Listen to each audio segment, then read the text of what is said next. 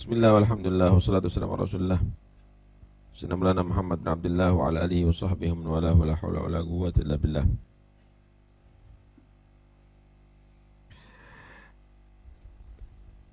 Ketahuilah bahwa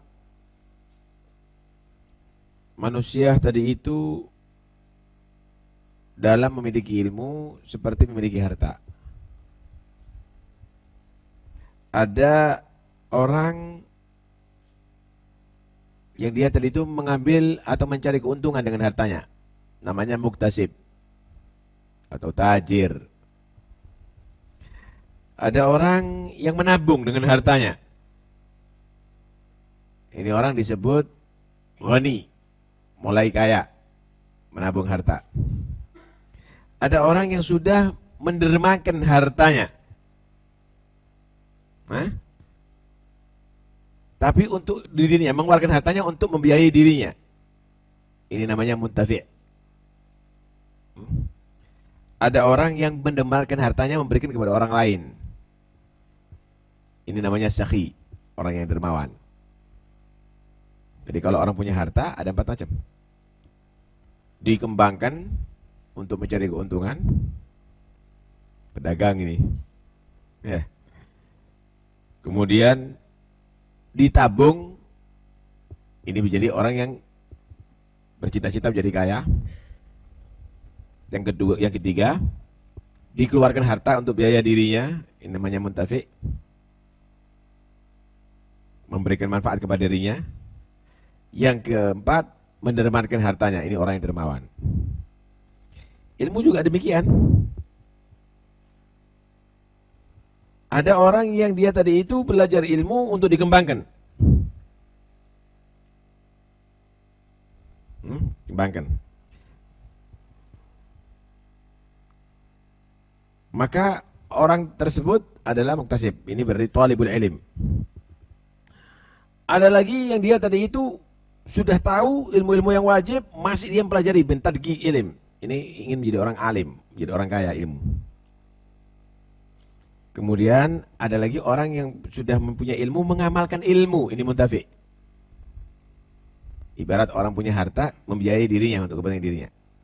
Ada lagi mengamalkan berilmu, kaya ilmu, mengamalkan ilmu, dan mengajarkan ilmu. Dan mengajarkan ilmu. Ini orang yang karim ini. Ini orang dermawan ini. Bagi orang yang dia kali itu menjadi orang yang dermawan, maka dia harus mempelajari sikap bagaimana kedermawanan, sehingga tidak sia-sia ketika dia itu menafkahkan atau mensedekahkan hartanya. Karena ada beberapa hal yang bisa membatalkan nilai daripada kedermawanan atau kesedekah. La tubtilu shadaqatukum bil manni wal adha misalnya. Bagi orang muallim, orang yang alim mengamalkan ilmunya dan mengajarkan ilmunya, maka hendaknya juga mempelajari beberapa tugas sehingga dia tidak sia-sia dalam mengajar. Pertama, asy-syafaqah 'alal muta'allimin wa an yujriyahum majra bani. Rahmat terhadap murid. Murid diposisikan seperti putra-putranya bagi dia. Itulah bagaimana Nabi kepada umat. Beliau pernah bersabda, innama ana lakum mithlul walid liwaladih. Aku ini terhadap kalian seperti ayah terhadap anak. Cuma bedanya, kalau ayah itu menyelamatkan anak daripada api dunia, tapi kalau guru agama itu menyelamatkan anak daripada api neraka.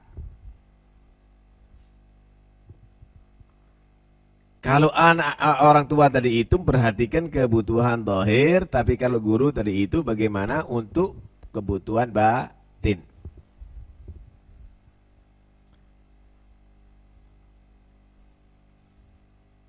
Karena itu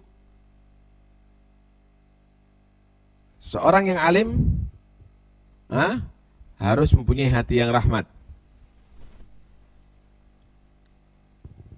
Dia harus bisa menghargai orang lain. Minimal dia menjadikan orang lain tadi itu kalau tidak seperti anaknya, seperti saudaranya. Karena itu Allah menyatakan innamal mu'minuna ikhwah. Cuma Anda harus paham, persaudaraan karena Islam, persaudaraan yang didasari karena din, itulah yang akan manfaat di akhirat. Kalau tidak, akan berubah, akan menjadi satu permusuhan, saling tuntut menuntut, sesuai dengan firman Allah, al-akhillau yaumaidin ba'dhum li ba'din aduwwun illal muttaqin. Persaudaraan karena hanya perdagangan, karena hanya kelompok, partai, organisasi, nanti di hari kiamat akan menjadi satu permusuhan. Karena itu yang bisa bersaudara sampai hari kiamat al-muttaqin, yaitu orang-orang yang bertakwa kepada Allah Subhanahu wa taala. Didasari takwa persaudaraan.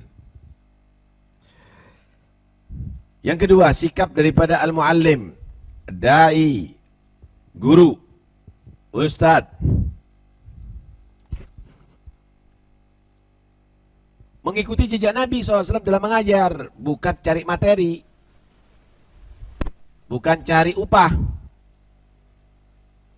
bukan cari terima kasih daripada orang atau kehormatan, tapi dia jadikan bukan untuk komersil, dia jadikan mengajarnya, dakwahnya adalah wasilah sebagai satu cara tagarrub ilallah, mendekatkan diri kepada Allah Subhanahu wa taala.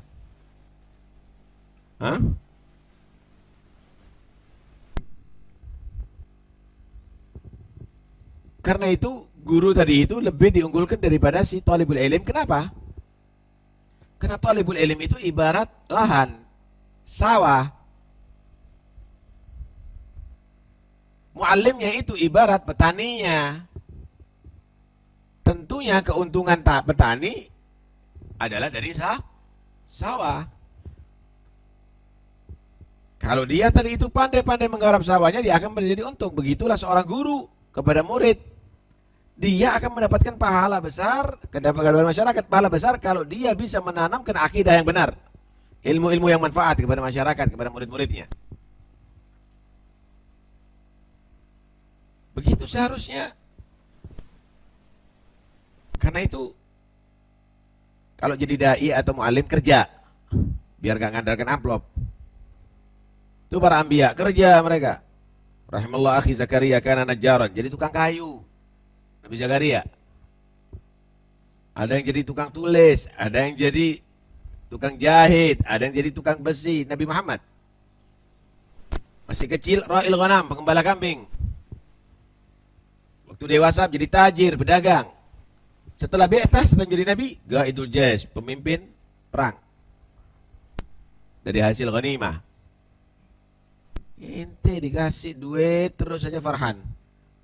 Kapan bisa menjadi orang mengasih kalau begitu? Miskin hatinya kalau demikian ini. Karena itu Allah Subhanahu wa taala memerintahkan para anbiya untuk menyatakan apa? Ya qaumi la as'alukum alaihi mala in ajriya illa 'ala Allah. Kaumku, aku enggak minta doa dibayar. Enggak usah kasih, enggak usah ngirimi beras, enggak usah ente ngirimi fulus atau sukar ke rumah, enggak usah ngasih amplop.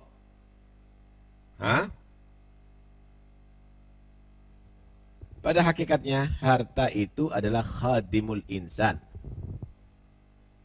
Harta itu dunia ini adalah untuk melayani manusia, diciptakan untuk melayani manusia, memberikan kebutuhan kepada manusia. Lah kok itu jadi khadimul mal? Jadi khadimul dunia? Karena itu kekeliruan yang sangat fatal.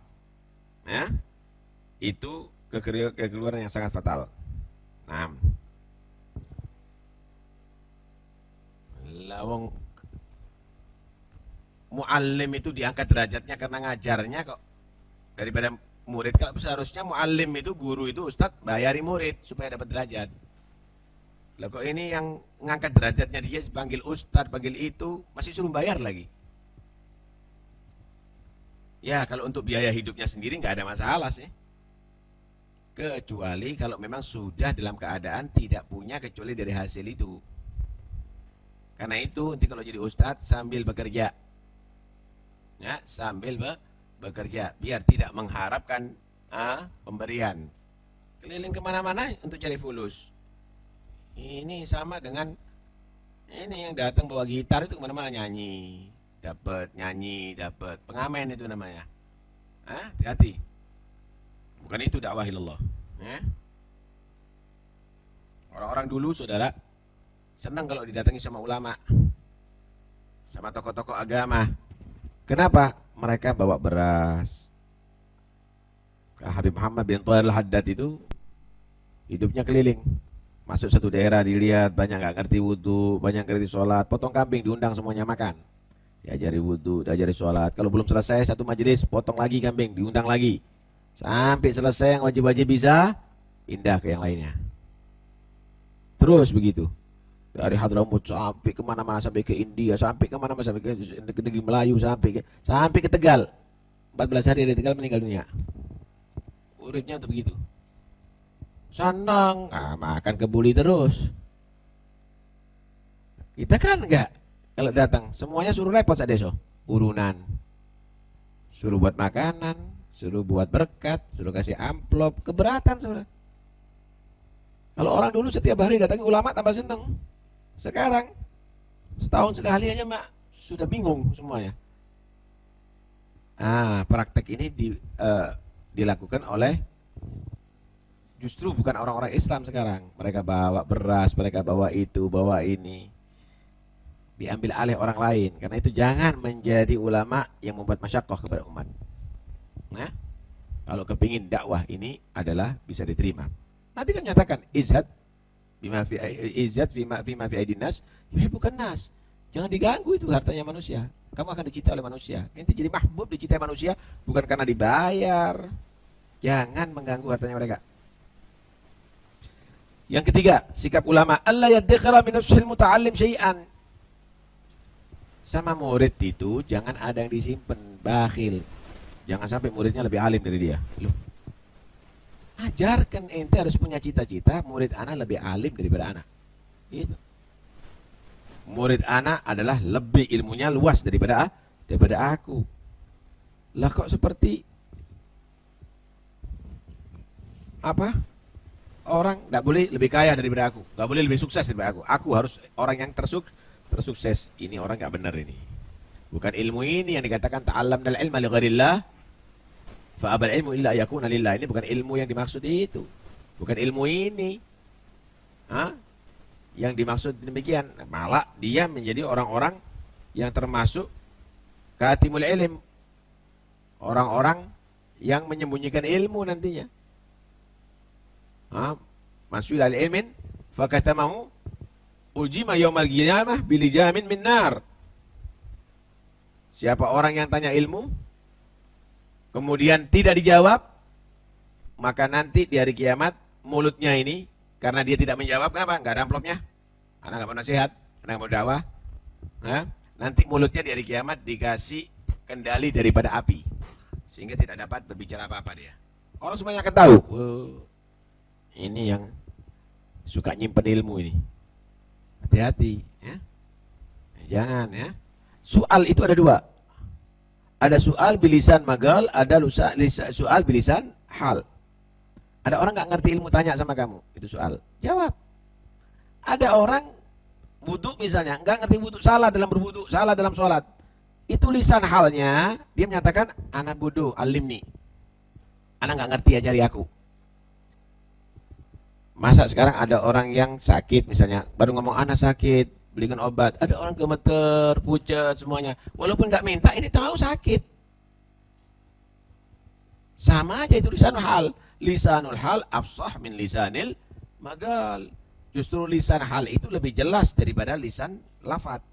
Lisan untuk berucap. Nah. Karena itu kalau Anda sebagai guru kemudian melihat ada murid yang dia dari itu hanya memanfaatkan ilmunya untuk cari harta, jangan dicalonkan ulama ini. Sudah suruh ngurusi koperasi aja, suruh ngurusi toko aja ini. Ini bahaya ini orang. Sufyan Tsauri pernah ada orang mimpi, beliau melihat sedih gitu. Setelah meninggalnya, sedih, dikatakan malak. Kenapa? Kenapa karena sedih? Kalau sirna matjaran li abna'i dunya. Yalzamuna ahaduhum hatta idza ta'allam ju'ila 'amilan aw ghadiyan aw gharamanan. Anak kok jadikan barang dagang, anak hanya sekedar untuk jadi dagangan daripada murid-muridku. Selalu datang kepada aku, bawa kitab kepada aku. Kalau sudah jadi alim, udah ambisi harta, ambisi jabatan. Karena itu hati-hati, ya, hati-hati. Yang berikutnya, insya Allah akan kita sambung untuk sampai besok ini. Yang berikutnya, hendaknya menjaga muridnya daripada akhlak yang tidak bagus. Cuma dengan cara yang santun. Hati. Kadang-kadang manusia tadi itu menampakkan kekerasannya. Awas kamu melakukan ini. Awas kamu melakukan ini. Itu bisa memancing orang. Ada apa itu ya? Jangan-jangan ada rahasianya. Jangan-jangan ada satu hal yang luar biasa. Karena itu lebih bagus. Awas lo ya. HP itu bahaya. Nah, di situ nggak benar. Nanti akhirnya membuang waktu kamu. Kamu akan menjadi orang yang malas itu dan ini. Kau lebih baik baca kitab daripada kamu itu main HP itu dan ini. Itu akan lebih bagus. Sistemnya itu nasihat. Hah? Karena begitulah nafsu manusia. Nafsu manusia tadi itu kalau dilarang dengan sesuatu justru akan kepingin tahu. Aduh, ini dalam peti ini mengerikan itu dan ini. Akhirnya udah bilang, oh ngeri apa? Oh betul. Kepingin tahu akhirnya. Hah? Lihat bagaimana Allah Subhanahu wa taala melarang Nabi Adam sama Siti Hawa jangan makan satu pohon ini. Itu sebagai pelajaran bagi kita semuanya. Justru setan mendapatkan celah di situ. Apa rahasianya pohon ini? Oh, innama yanhakum rabbuka ma antilkum asyajarah litakuna minal malakani aw takuna minal khalidin. Wa qasamahuma bighurur. Allah itu melarang itu wahai Adam, Hawa supaya kamu gak jadi malaikat. Inti makan itu langsung jadi malaikat. Inti supaya jadi manusia terus. Dan kamu kan hanya sementara ada di surga. Kamu akan turun ada di dunia. Supaya kalau makan itu kamu akan selamanya ada di surga. Boga sama sumpah dia. Karena itu kesadaran harus dibina mulai sekecil mungkin, sedini mungkin kepada santri, kepada murid, kepada manusia. Kesadaran, bukan kekakuan. Sadar, buat sadar, masyarakatnya dibuat sadar. Hati-hati ini, hati-hati bahaya. Hati-hati bahaya, bahayanya begini, gitu. Nah, disinilah perlu satu kecerdasan daripada seorang muallim, seorang guru kepada murid. Insyaallah akan kita teruskan untuk berikutnya apa sikap guru terhadap murid atau dai kepada masyarakat supaya sukses. Wallahu a'lam.